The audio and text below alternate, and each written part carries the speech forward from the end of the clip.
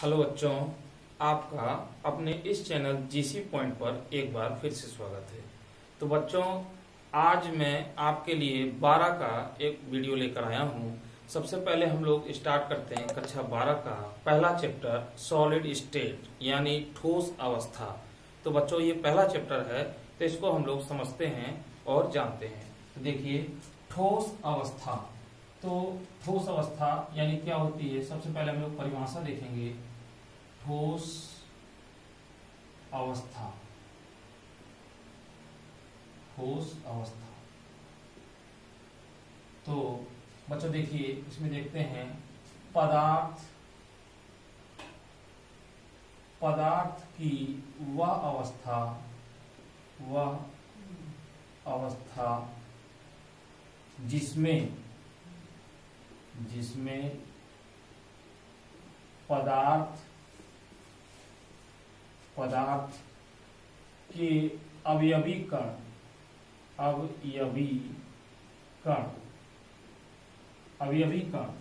अवयवी कण में क्या आ जाएगा? परमाणु,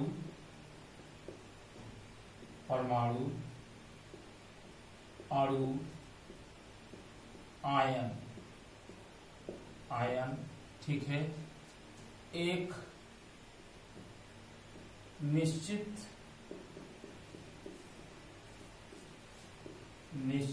दूरी पर प्रबल अंतराण्विक बलों,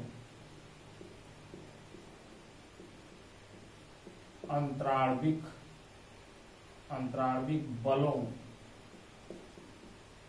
बलों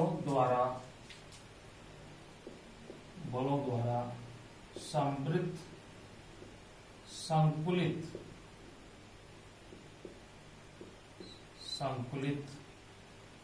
रहते हैं तथा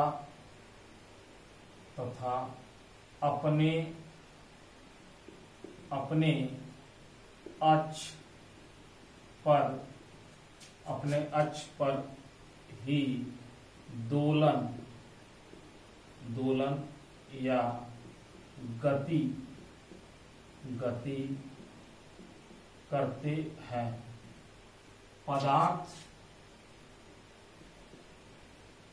पदार्थ की यह अवस्था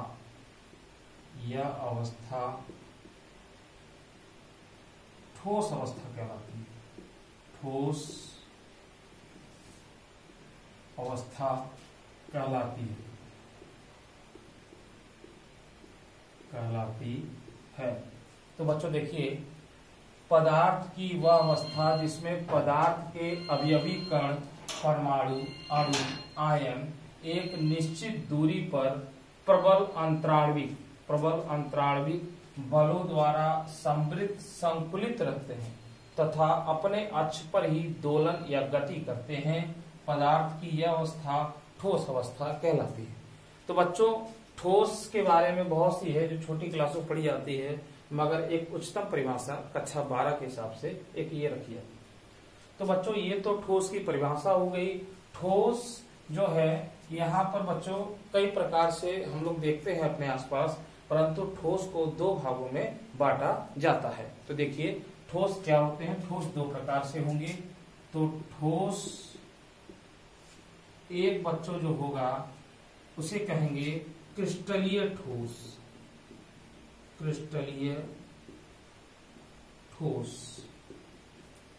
जिसे कहेंगे क्रिस्टलाइन सॉलिड।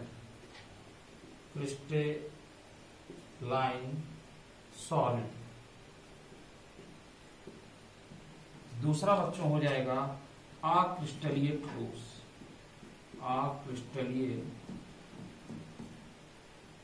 ठोस। बच्चों इसे कहेंगे नॉन क्रिस्टलाइन सॉलिड, या इसी को बच्चों नाम देते हैं एमॉर्फस।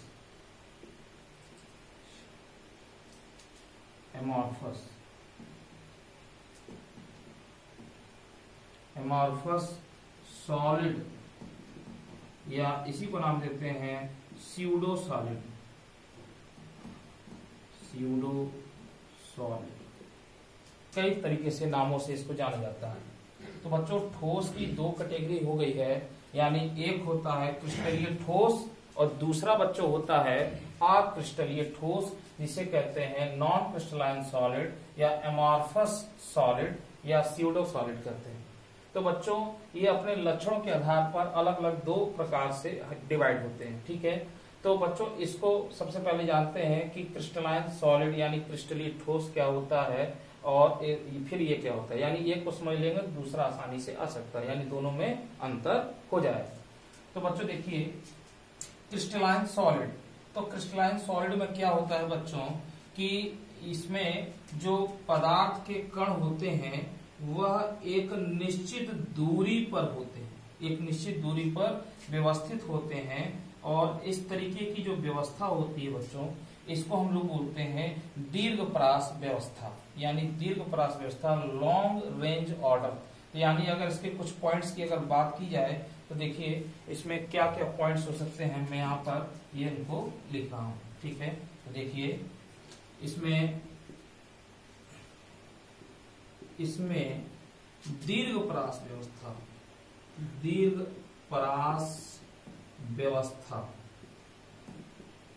दीर्घपरास व्यवस्था होती है, ठीक है। दूसरी चीज इसमें इनकी निश्चित ज्यामिति आकृति होती है, ठीक है बच्चों। इनकी निश्चित ज्यामिति आकृति होती है, ठीक है। इनमें इनमें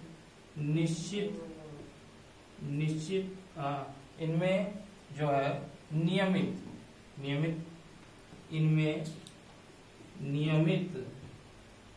नियमित काट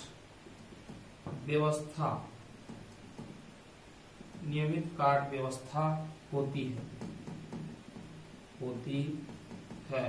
इसको रेगुलर कट बोल सकते हैं बच्चों, जैसे जो बराबर शेप में काटे जाते हैं कोई चीज है ना, उनकी एक नियमित काट होती है, इनकी निश्चित ज्यामितीय आकृति होती है और दीर्घपरास व्यवस्था होती है। अगर अगले पॉइंट की हम लोग बात करें बच्चों तो इसमें क्या होता है, इनका एक निश्चित गलनांक होता है, इनका एक निश्चित गलनांक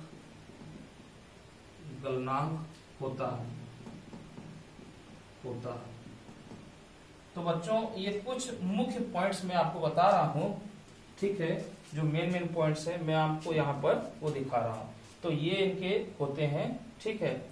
और जो है बच्चों इसका एक इम्पोर्टेंट पॉइंट और भी देखते हैं। तो इसका एक इम्पोर्टेंट पॉइंट होता है, क्या होता है, इनमें इनकी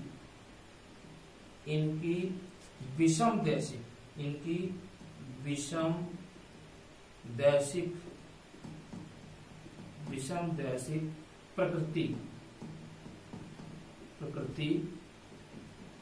होती है, ठीक है।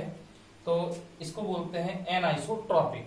तो बच्चों ये जो होता है विषमदैशिक प्रकृति का मतलब ये होता है कि जैसे अगर कोई इस तरीके से इनके पार्टिकल्स रखे जाते हैं बच्चों, यानी परमाणु के जो कण होते हैं, तो ये विभिन्न दिशाओं में विभिन्न जो है इनके भौतिक गुण होते हैं, यानी इस डायरेक्शन में कुछ और होगा और इस डायरेक्शन में कुछ और होगा, यानी इनके भौतिक गुण विभिन्न दिशाओं में भिन्न भिन्न होते हैं, अर्थात इनके अपवर्तनांक, इनकी चालकता, ठीक है।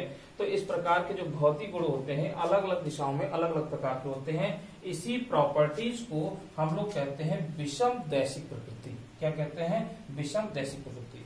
तो बच्चों ये जो पॉइंट्स हैं ये क्रिस्टलाइन सॉलिड के हैं। अब बात कर लेते हैं बच्चों अक्रिस्टलीय ठोस के। तो अक्रिस्टलीय ठोस में क्या होता है बच्चों कि इसी के जस्ट उल्टा हो जाएगा, यानी इसमें दीर्घपरास व्यवस्था है बच्चों, तो इसमें क्या हो जाएगा? लघु परास व्यवस्था। लघु परास व्यवस्था बस जैसे का उल्टा। बच्चों इनकी निश्चित ज्यामितीय आकृति होती है, निश्चित ज्यामितीय आकृति नहीं होती, यानी हम लिखेंगे निश्चित ज्यामिति आकृति नहीं होती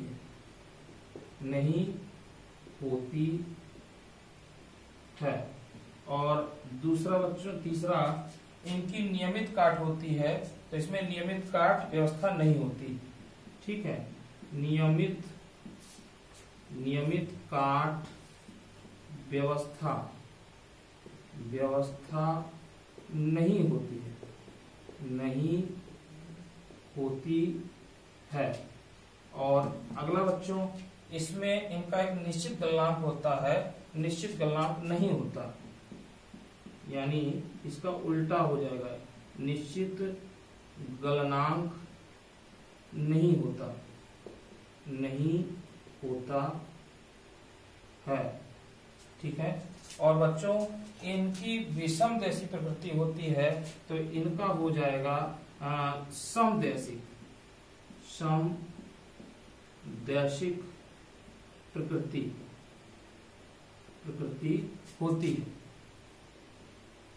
होती है। तो बच्चों देखिए, आपने छोटे से में ही इतना काफी कुछ इसको देखिए अंतर, कि इस तरीके से इसमें क्या होगा, समदैशिक प्रकृति होगी, अर्थात विभिन्न दिशाओं में इनके भौतिक गुणों के मान अलग अलग होते हैं। ठीक है, तो इस तरीके से क्रिस्टलाइन सॉलिड हुआ, और ये हो गया नॉन क्रिस्टलाइन सॉलिड। अगर बच्चों उदाहरण की बात करें, तो मैं उदाहरण यहाँ पर लिख देता हूँ। इसके उदाहरण बच्चों, उदाहरण में इसका आ जाएगा रबर,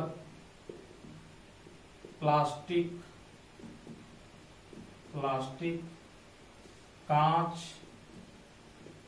कांच, मोम, ये सब बच्चों इसमें आते हैं। ठीक है, अगर मैं इनके उदाहरण की बात करूं, तो इनके उदाहरण में हम क्या कर सकते हैं, सभी धातु। ठीक है, सभी धातु जैसे आपके AgCu, Fe, और जो है NaCl, ठीक है, डायमंड इत्यादि। ठीक है, आदि हम आगे इन पे चर्चा कर लेंगे, और भी बहुत सारे होते हैं। तो फिलहाल ये आपने देखा। तो बच्चों ठोस की परिभाषा, ठोस दो प्रकार से बटे होते हैं, और आपने इसमें जाना। ठीक है, और बच्चों इसके आगे अब हम लोग बात करेंगे, मुख्य रूप से जो हमें ठोस पढ़ना होता है, वो हमें जो है ठोस एक क्रिस्टल के रूप में पढ़ना होता है, यानी एक क्यूब के रूप में।